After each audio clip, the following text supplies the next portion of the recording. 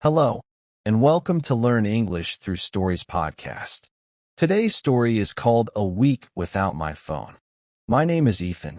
I'm 29 years old, and I live in Seattle, Washington. I work as a web developer for a small tech company downtown. I love coffee, rainy mornings, and quiet evenings. But there's something I didn't realize about myself. Until one day my phone broke. Monday, the crack. It happened on a Monday morning. I woke up to the sound of my alarm, like always.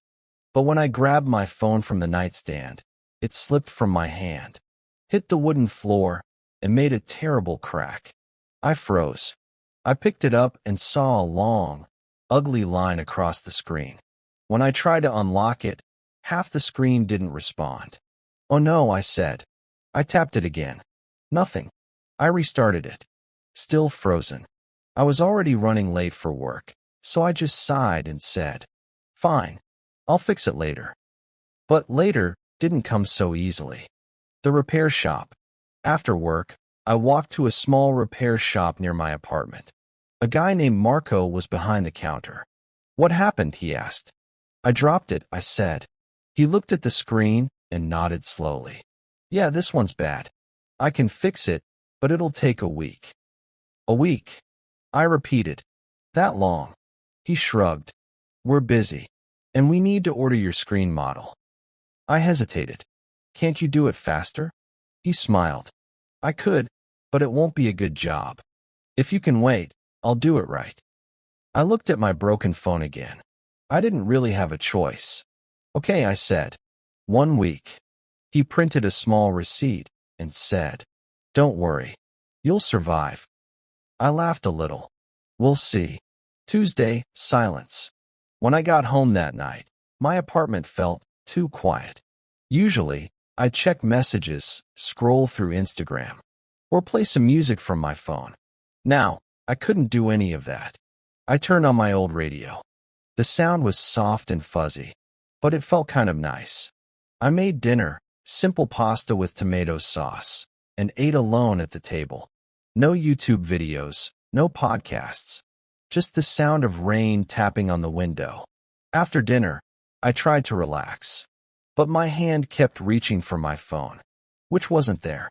It was strange, like a small part of me was missing. Wednesday, a slow morning. The next day, I woke up naturally, without an alarm. The room was quiet, gray light coming through the curtains.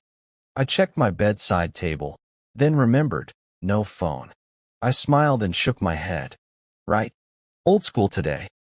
I got ready, made coffee, and looked out the window. The neighborhood was calm. For the first time in months, I just sat and enjoyed my coffee. No notifications. No rush. When I arrived at work, people were surprised. "Ethan, I texted you last night," my coworker Sam said. "Yeah, sorry. My phone's broken." "Oh man, that sucks. How are you surviving?" I smiled. "Barely." But secretly, I was starting to enjoy it. The lunch walk. At noon, I usually ate lunch at my desk. That day, I decided to go for a walk. The air smelled like rain and coffee beans from a nearby cafe. The sky was gray, like a soft blanket. I passed a bookstore I had never noticed before. The window said used books and local authors. I went inside. It was quiet. The kind of quiet that feels warm. An old man behind the counter looked up and said, "Let me know if you need anything." I walked between the shelves. Books in every color. Stories waiting for someone to open them. One small book caught my eye. It was called Simple Days. I opened the first page. It said, "When life feels heavy, slow down. Look around. There's beauty in the ordinary." I bought it. $6.50. The man smiled and said, "Good choice. That one finds people who need it." I walked back to work feeling lighter. Thursday, real conversations. Without a phone, I couldn't message anyone. So I started talking more at work. Real talking. Not just, "Hey, how's it going?" During our coffee break, I sat with Sam and Julia. We talked about movies, cooking, and childhood memories. We laughed. It felt natural, easy, like time slowed down. Julia said, "You're actually more talkative this week." I laughed. That's because I have nothing else to do. That night, I went home and opened my new book. I read a chapter called Unplugged to Feel. It said, "Sometimes silence isn't empty. It's full of answers you can only hear when you stop scrolling." I read that line 3 times. Then I turned off the lights early. I slept better than I had in months. Friday, the rain and the stranger. It rained hard on Friday. I didn't have an umbrella, so I stopped under a coffee shop awning. Another man was standing there, probably in his 50s, wearing a blue jacket and holding a brown paper bag. He looked at me and said, "Forgot your umbrella too?" I smiled. "Yeah, classic Seattle." He laughed. "Well, at least it's not snow." We stood there for a minute, listening to the rain. Then he said, "You know, people used to talk more while waiting for buses or rain to stop." "Used to?" I asked. He nodded. "Now everyone's on their phones. Even me. But you're not. Good for you." I chuckled. "My phone's broken, so I'm kind of forced." He smiled. "Maybe that's the best thing that could happen." Before I could answer, the rain slowed down. He waved goodbye and crossed the street. I never saw him again, but his words stayed in my mind. Saturday, a day of small things. Saturday mornings used to mean scrolling in bed. Now it meant freedom. I woke up early, made pancakes, and took a walk through my neighborhood. The world felt bigger. I noticed things I hadn't seen before. A cat sleeping on a porch. A little library box on the corner. A kid riding a scooter with one shoe untied. At the park, I sat on a bench and just watched people. A woman fed birds. An old couple shared coffee. A man played guitar near the fountain. It all felt real. Not like the perfect lives we see online, but beautifully ordinary. I spent the afternoon cleaning, cooking, and reading. I even wrote a letter to my friend Josh, who moved to Chicago last year. A real letter, with pen and paper. That evening, I walked to a diner for dinner. The waitress smiled and said, "Table for one." "Yes," I said. "Just me." She poured coffee and asked, "No phone tonight?" I laughed. "No phone this week." "Good for you," she said. "People forget how to just be." She was right. Sunday, reflection. Sunday morning was quiet again. I made breakfast, eggs, toast, and black coffee. I sat by the window and watched the soft Seattle rain. I felt peaceful. Later, I met my mom for lunch. She noticed something different about me. "You seem calmer," she said. "Maybe I am." "What happened?" "My phone broke." She laughed.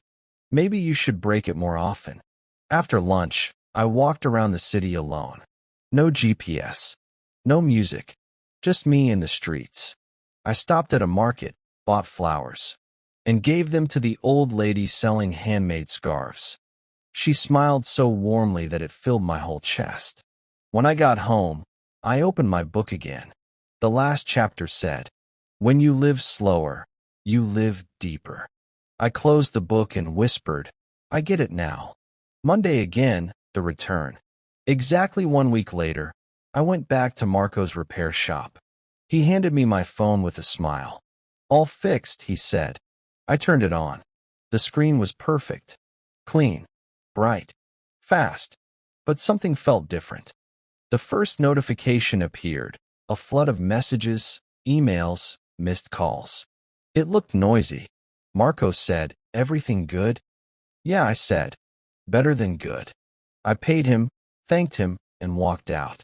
For a moment, I thought about checking my messages. But then, I didn't. I put the phone in my pocket, took a deep breath, and walked home slowly, listening to the rain again. What I learned. That week changed me in small but powerful ways. I learned that silence isn't scary. That time moves slower when you actually live it. That people's eyes tell more stories than any screen. That my mind feels lighter without endless scrolling. Now, I still use my phone, of course I do. But I take breaks. I leave it on the table when I eat. I walk without headphones sometimes.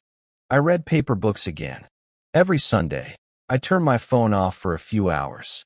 No messages, no apps, no noise. Just life. And every time I do, I feel a little more human. Headphone, thank you for listening to Learn English Through Stories podcast. If you enjoyed Ethan's story, take a moment this week to disconnect, breathe, and notice the small, beautiful things around you. Because sometimes, when you unplug from the world, you reconnect with yourself. Speaking Head speaks slowly. Live simply. See you next time.